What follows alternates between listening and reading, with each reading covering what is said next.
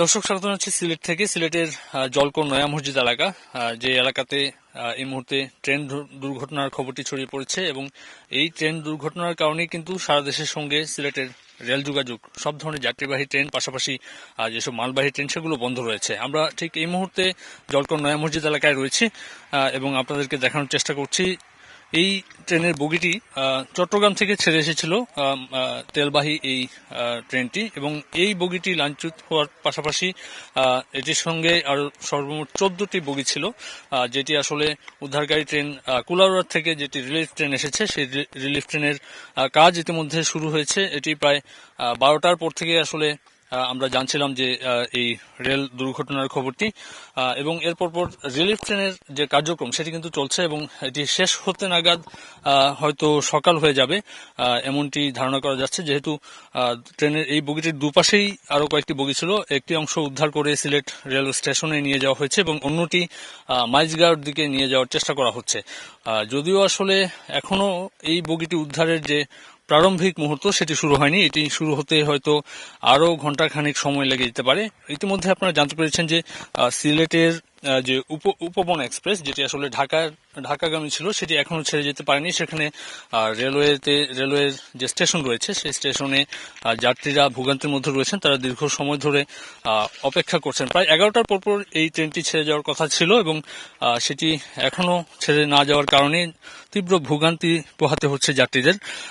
আপনারা হয়তো দেখতে পাচ্ছেন, যেহেতু এই মালবাহী ট্রেন অর্থাৎ তেল নিয়ে আসলে এই ট্রেনটি সিলেটের উদ্দেশ্যে আসছিল এবং এখনো এই বগিটি কিন্তু খালি করা হয়নি।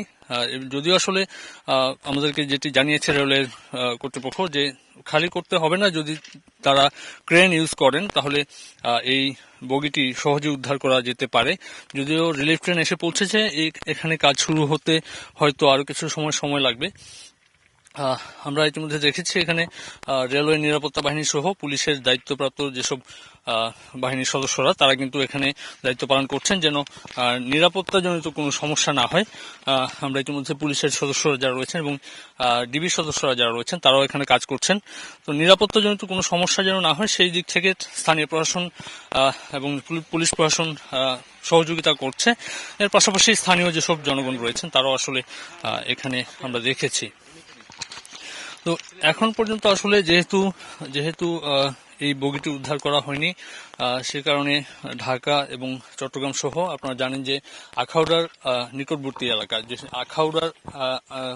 আখাউড়া থেকে সিলেট পর্যন্ত যে অংশগুলো, এই অংশে যদি কোনো ট্রেন দুর্ঘটনা কবলিত হয় সেই ক্ষেত্রে সিলেটের সঙ্গে সারা দেশের রেল যোগাযোগ বন্ধ হয়ে যায়। এটি আমরা এর আগেও দেখেছি, অর্থাৎ বেশ কিছুদিন আগেও সিলেটের এই যে ট্রেন দুর্ঘটনার খবর আমরা শুনেছিলাম।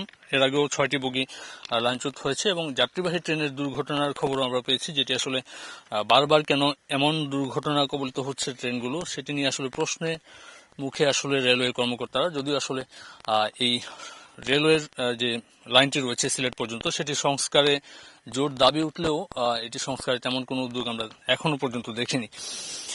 তো এখন পর্যন্ত আসলে আমরা দুর্ঘটনার যে খবরটি আপনাদেরকে জানাচ্ছি সেটি কতক্ষণ লাগতে পারে এই লাইনটিতে আবারও পুনরায় রেল চলাচলে সেটি এখনো বলা যাচ্ছে না। তবে কার্যক্রম শুরু হলে হয়তো আরো কয়েক ঘন্টা, হয়তো সকাল নাগাদ আমরা এটি উদ্ধারের খবরটি জানাতে পারবো। দর্শক, আসলে বারবার একটি কথাই উঠে আসছে যে এই রেলওয়ে যে লাইনটি রয়েছে সিলেট পর্যন্ত, ঢাকা থেকে সিলেট এবং সিলেট থেকে চট্টগ্রাম অভিমুখী যেসব ট্রেন রয়েছে সেই ট্রেনগুলোর যাতায়াতের ক্ষেত্রে যাত্রীদের ভোগান্তির অনেক কথাই আমরা শুনেছি। এই সিলেট অঞ্চলের যে রেলওয়ে যে ইঞ্জিনগুলো ব্যবহার হচ্ছে সেগুলো নিয়ে আসলে প্রশ্ন রয়েছে এবং এখানে যে কোচগুলো রয়েছে, কোচ সংকট তো রয়েছেই, পাশাপাশি কোচগুলোর ক্ষেত্রে আরো বিশেষায়িত সেবা নিশ্চিতে রেলওয়ে কর্তৃপক্ষকে বেশ কয়েকবার কিন্তু স্থানীয় যেসব যাত্রীরা রয়েছেন তারা ভোগান্তি থেকে নানা প্রশ্ন করেছেন, কিন্তু বিশেষ করে সামাজিক যোগাযোগ মাধ্যমে এসব আলোচনা আমরা দেখছি। তবে এগুলো সংস্কারের দিক থেকে রেলওয়ে কর্তৃপক্ষের তেমন কোনো তৎপরতা কিন্তু তেমন ভাবে চোখে পড়ছে না। যদিও আসলে সরকার পক্ষ থেকে রেলওয়ের যে নির্ধারিত যে মন্ত্রণালয়, রেলপথ মন্ত্রণালয়ের দায়িত্বশীল কর্মকর্তাদের পর্যায় থেকে যদি উদ্যোগ নেওয়া হয়, সেক্ষেত্রে হয়তো এমন ভোগান্তির এই চিত্র হয়তো বদলাতে পারে। তবে স্থানীয় যারা চলাচল করেন, বিশেষ করে রেলওয়েতে টিকিট না পাওয়া নিয়েও নানা ধরনের কথা আমরা শুনি।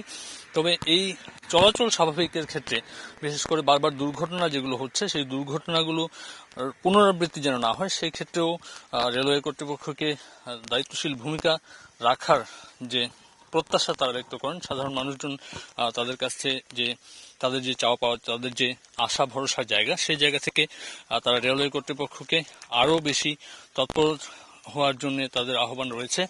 তো এই ভোগান্তিগুলোর ক্ষেত্রে এবং দুর্ঘটনাগুলোর ক্ষেত্রে রেলওয়ে কর্তৃপক্ষ নজর দিবেন, সেটি আসলে আমরাও প্রত্যাশা করি। তবে যেহেতু এই দুর্ঘটনা কবলিত হওয়া ট্রেনটি উদ্ধার নিয়ে এখন কথা হচ্ছে, এই দুর্ঘটনা কবলিত ট্রেন ঠিক কবে নাগাদ আসলে উদ্ধার হবে, সেটি আসলে এখন স্থানীয়দের প্রশ্ন।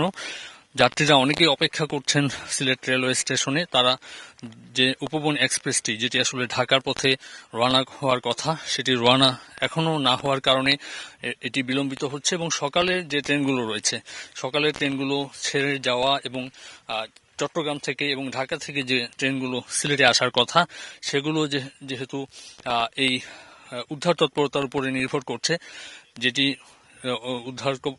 যে দুর্ঘটনা কবলিত ট্রেনটি রয়েছে সেটি উদ্ধার না হওয়া পর্যন্ত এই ট্রেনগুলোর শিডিউল কিন্তু বিপর্যয় হবে। এবং কবে নাগাদ আবার স্বাভাবিক ট্রেন চলাচল শুরু হবে, সেটি এখন প্রশ্ন। তো সিলেটের সামাজিক যোগাযোগ মাধ্যমে যেটি ছড়িয়ে পড়েছিল যে শিববাড়ি এলাকায় এই দুর্ঘটনাটি, তো এই দুর্ঘটনা কবলিত ট্রেনটি মূলত শিববাড়ি এলাকায় নয়, এটি দক্ষিণ সুরমা উপজেলার নিকটবর্তী এলাকায় ঘটেছে। তো এখন পর্যন্ত এই উদ্ধার তৎপরতা এখনো শুরু যেহেতু হয়নি, যে কবে নাগাদ উদ্ধার হবে সেটি এখন দেখার বিষয়। এবং এই ট্রেনটি উদ্ধার হলে পরবর্তীতে হয়তো ট্রেন চলাচল স্বাভাবিক হবে দেশের সঙ্গে। দর্শক, আসলে আপনারা দেখছিলেন সিলেটের যে রেলপথ নিয়ে, যে সিলেট রেলওয়ে স্টেশন থেকে সারা দেশের সঙ্গে যে রেল যোগাযোগ বিচ্ছিন্ন রয়েছে, সেই খবরটি আমরা জানাচ্ছিলাম। এবং এই লাইনচ্যুত হওয়া বগিটি কবে নাগাদ উদ্ধার করা হবে সেটি এখন রিলিফ ট্রেনের উপর নির্ভর করছে। কুলাউড়া থেকে যে রিলিফ ট্রেনটি রয়েছে সেটি এখানে এসে পৌঁছেছে, একটি অংশে কাজ চলছে, পরবর্তী অংশে হয়তো এই লাইনচ্যুত হওয়া বগিটিতে তারা কাজ করবেন এবং সেটি উদ্ধার হওয়ার পরপর কিন্তু সারা দেশের সঙ্গে সিলেটের রেল যোগাযোগ স্বাভাবিক হতে পারে। তো এই ছিল আমার কাছ থেকে সিলেটের রেল দুর্ঘটনার সর্বশেষ।